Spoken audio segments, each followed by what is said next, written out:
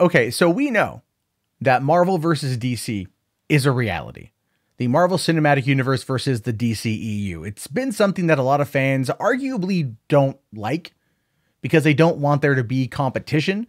They want there to be, both brands do well. Both brands succeed. Both have very popular and successful cinematic universes simply because the comic lines are great for the most part, and people really, really, really love them. And this is where we are currently with pop culture. Except in reality, none of that even works. Marvel has a very successful, homogenized cinematic universe with 23 films under its belt, with no sign of slowing down as it moves back into television, actually canonical television, and things like that. Whereas the DC universe has it's got its Arrowverse, which is a series of connected shows for the most part, and those are popular on TV. But when it comes to the movies, it's not as good. When it comes to the movies, it has its problems, right? Joker opened huge this weekend, and I mean bigger than Justice League. It says here that Warner Brothers Joker final numbers grows to 96 millions, setting records for October. Todd Phillips, Joaquin Phoenix, and Robert De Niro. Yeah, that's right, guys. That's right. It's a huge movie. It's a big movie. $96 million. It opened larger than Justice League 2 years ago. It opened larger than Venom last year, and it opened larger than Spider-Man Far From Home. Let that sink in. The 23rd film in the Marvel Cinematic Universe lost out in its opening weekend to Joker. Now, Spider-Man went on to do over $1 billion. Is this going to do over $1 billion? I have no idea. But I'll tell you the one thing that Joker has over all the previously mentioned movies, and that, of course, is its eyes on the Oscar. What we see here is Joker. This is coming from The Ringer. Joker is both a superhero movie and Oscar bait, saying the film isn't a masterpiece, but it could win awards and change the mid-budget film landscape into another superhero playground. And this, of course, is exactly what Warner's wants. It wants high numbers, low cost, awards chatter. It's, quite frankly, the trifecta that they've been going for a while. They've been wanting to get for a while. I think all studios who engage in superhero stuff, they all kind of want that. With Black Panther getting the nomination for Best Picture this last year, Kevin Feige riding that wave really high, a lot of people out there really want to see these movies start getting awards recognition. And with the result of Joker and doing everything it's doing, that only means that, well, Warner Brothers is going to be looking to other villains to potentially lionize as standalone successful films. They're going to want to put them in their own category of because the DC Black Label apparently is dead, but it could be coming back. It could be coming back, and it comes to us, this information about what they're potentially doing, and it's a bit of a doozy. Comes to us from Mikey Sutton, who drops all these scoops. He's been getting lots of play. Mikey is a good dude. He gave me a scoop the other day that I talked about, and this is what he dropped last night in regards to what DC is potentially going to be doing next, saying here that imagine a world without Superman. It says here, DC, in a competition for bad comic book film ideas, DC and Sony are like two old ladies fighting for front row seats to a Barry Manilow concert. But he goes on to say that Warner Brothers, and the thing is, he's right. He's absolutely right. When it comes to bad filmmaking ideas, especially superhero stuff, DC and Sony have the worst. And there's a reason why a lot of people don't have faith in their properties, why they keep rebooting stuff, why they keep shifting around and not knowing what they're doing with it. It's simply because they don't have faith or confidence in their own work. Marvel has always had that, and that's because Feige led the charge. Both places, Sony and DC, Warner Brothers, have never fully been able to get one person to come on in because they keep getting cold feet when there's a failure from the previous person in charge, so they fire the new guy. Like I said, Walter Hamada's days are absolutely numbered. Even though Joker is a success, his days are absolutely numbered to J.J. Abrams being in the mix. But anyway, it says here that Warner Brothers is considering a Lex Luthor film. No Man of Steel. He's pure fiction in this alternate universe. To Warner Brothers, this has the potential of being a modern-day Citizen Kane. You'll see Luthor grow up from being an awkward intellectual kid to a corrupt, wealthy businessman to president of the United States. Slap on an R rating and leave the comic books behind, but perhaps play a twist on the myth, such as making Lois Lane his first lady, but also the reporter who brings him down. It's a political tragedy that screams Oscar bait, which Warner Brothers is desiring heavily with Joker. While Luthor doesn't have the flash and manic colors from the Joker, WB sees this as a project that can reap accolades and huge box office from adults with the right writer, director, and actors. Somebody along the lines of Bryan Crantson, for example, who can tear up the screen. Will it be greenlit? Too early to say, but this is just a scoop. And besides, Bryan Cranston as Lex Luthor is clearly the best fan casting that there is.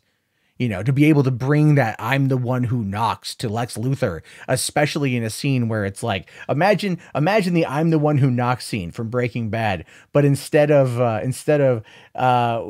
you know, the wife Skyler, they replace it with Lois Lane, you know, and he gets in her face. He's like, "I am the one who knocks." You know, I'd be like, "Oh, dude, that would be so cool to see," right? I think the audience would be like, there's Walter White, because they would see Walter White in the role, but they would also very much enjoy the influence. I think if full Heisenberg went into Lex Luthor, that would be dope, man. I'd be on board with that. I'd be super on board with that. I think that'd be really cool if they did that. I think it'd be really great, actually. I think a lot of people would just be like, "I'm seeing this movie again," you know. But really, if they want to go Citizen Kane on this story, that makes probably the most sense in the world, right? Going Citizen Kane in regards to these villains, or at least this particular villain, would probably be the best course of action, to tell the story from their perspective, to tell the story not chained to anything. Like I said yesterday, the Joker was the final nail in the coffin for the DCEU. All bets are off at this point. Elseworld stories out the ass is what's going to be coming down the pipeline, whether you like it or not. And I'm not going to lie, as much as interested as I am in seeing this particular story, like something like this come to play, I am a bit remiss, because I do like the DCEU. And so as much as like, it's their world. They get to make whatever they want in it. I have to just kind of watch it. And I'm still going to see it because I see all these movies. But I don't know. I'd love to find a way to kind of tie it in. I'd love to find a way to actually have Lex Luthor become the president, and then have Man of Steel show up and just mess his day up, you know, and then like team up with Lois Lane, you know, in order to take him down that way, because Superman is trying to, you know, he's a Boy Scout. He wants to adhere by laws or whatever. Although he never really did. I mean, as far as vigilante work goes, you know, dropping Lex Luthor off at jail doesn't necessarily mean that he's going to go to jail. There's still the courts to deal with. There's still all the other things to deal with. And I think that would be very fascinating to have Clark Kent in there still being the reporter that works with Lois Lane. But then I'd love it though if like Lex knew, like if he knew Clark Kent was Superman and he was just letting him get close in order to be able to finally take him out. Like he just had to, you know, let Lois start looking in, and then nail him. That'd be pretty cool. Although that's just like a fan idea. That's whatever. But I think there would be a lot of people out there that would argue that this movie is something that would be, if they did it like this, it would be, oh, this is Trump. And that would be all political. We'd go through that whole cycle again, which I don't want. But at the same time, I'm kind of curious to see what they could do with this story. And I think that might be where things are at. I mean, someone asked me last night, what do I want to see in regards to the next DC movie like this? If they were going to do another DC villain origin story, who would I like to see? And I'm like, Penguin, man. You know, I'd love to see Penguin. I'd love to see Riddler. I'd love to see Zaz. You know, I'd love to see all these villains, because Batman's rogues galleries of villains are the best. They're the best ones.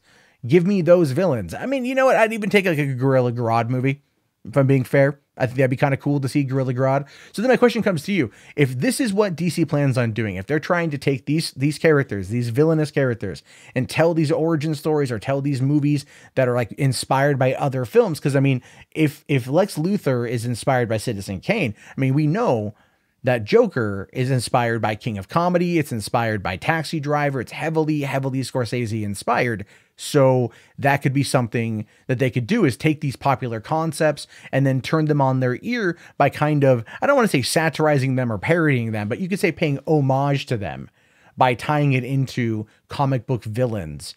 It would be a very interesting thing, especially if there's money and there's accolades.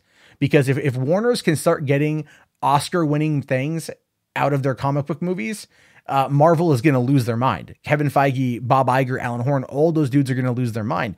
And I say that because it's true. because they want that. Now that they've been close to the Oscar gold with Black Panther, which is totally undeserving, by the way. Infinity War was a way better movie. Then they're going to go for it. They're going to go for it. But if DC beats them to the punch, man, that's all they're going to say is, oh, you might have the $20 billion in profits, but we got this bad boy right here. Oh, what's this? Is it my Oscar? Oh, yes, it is. Right? That's what they're going to do. And honestly, it'd be well-deserved. It'd be well-deserved. But that all depends on whether or not Warner's is going to put up the money for the marketing campaign. And considering the fact that Avengers is up for 16 Oscars this year, and not one of them actually is a Robert Downey Jr. performance, I would say that Joker has a good shot at winning Best Actor and has a very good shot at being nominated for Best Adapted Screenplay. Definitely Best Picture. And perhaps even best score. His score was great. However, definitely not best soundtrack, because that's not something that beat the Oscars anyway. But there's that whole thing over Gary Glitter and the song they used in that, and that's a whole. It's so weird too. As a quick side note with the Joker, they tried to destroy the movie. The media did, and so that didn't work. So then now they're running all these articles about the Gary Glitter song. So that's, media's gonna media. Am I right? Anyway, your thoughts, your opinions, write them down below. I'll talk to you guys later. Have yourself a great day. Peace out.